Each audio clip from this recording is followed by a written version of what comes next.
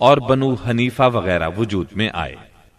مضر کی اولاد دو بڑے قبیلوں میں تقسیم ہوئی۔ نمبر 1 قیس اعلان بن مضر، نمبر 2 الیاس بن مضر۔ قیس اعلان سے بنو سلیم، بنو حوازن، بنو غطفان، غطفان سے ابس، زبیان، اشجع اور غنی بن عاصر کے قبائل وجود میں آئے۔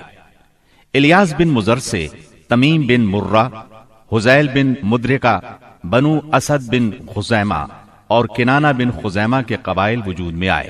پھر کنانہ سے قریش کا قبیلہ وجود میں آیا۔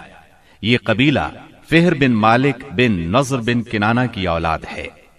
پھر قریش بھی مختلف شاخوں میں تقسیم ہوئے۔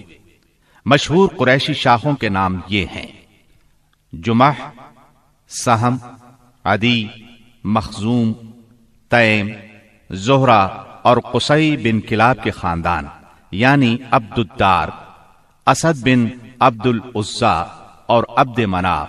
یہ تینوں قصی کے بیٹے تھے۔ ان میں سے عبد مناف کے 4 بیٹے ہوئے، جن سے 4 ذیلی قبیلے وجود میں آئے، یعنی عبد شمس، نوفل، مطلب اور ہاشم۔ انہی ہاشم کی نسل سے اللہ نے ہمارے نبی کریم صلی اللہ علیہ وسلم کا انتخاب فرمایا۔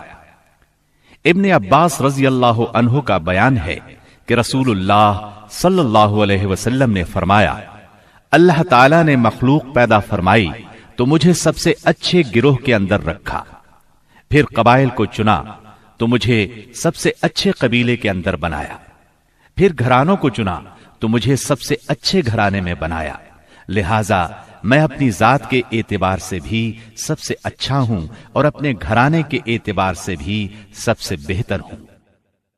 جس وقت جزیرۃ العرب پر اسلام کا سورج طلوع ہوا، وہاں 2 قسم کے حکمران تھے۔ ایک تاجپوش بادشاہ جو حقیقت میں مکمل طور پر آزاد اور خود مختار نہیں تھے، اور دوسرے قبائلی سردار جنہیں اختیارات کے لحاظ سے وہی حیثیت حاصل تھی جو تاجپوش بادشاہوں کی تھی، لیکن ان کی اکثریت کو ایک مزید امتیاز یہ حاصل تھا کہ وہ مکمل طور پر آزاد اور خود مختار تھے۔ اس وقت تاجپوش حکمران یہ تھے: شاہان یمن، شاہان آل غسان یعنی شام، اور شاہان ہیرا یعنی عراق۔ باقی عرب حکمران تاجپوش نہ تھے۔ عرب عاربہ میں سے قدیم ترین قوم سبا تھی۔ اور یعنی عراق سے جو کتبات برآمد ہوئے، ان میں 2500 سال قبل مسیح کی اس قوم کا ذکر ملتا ہے۔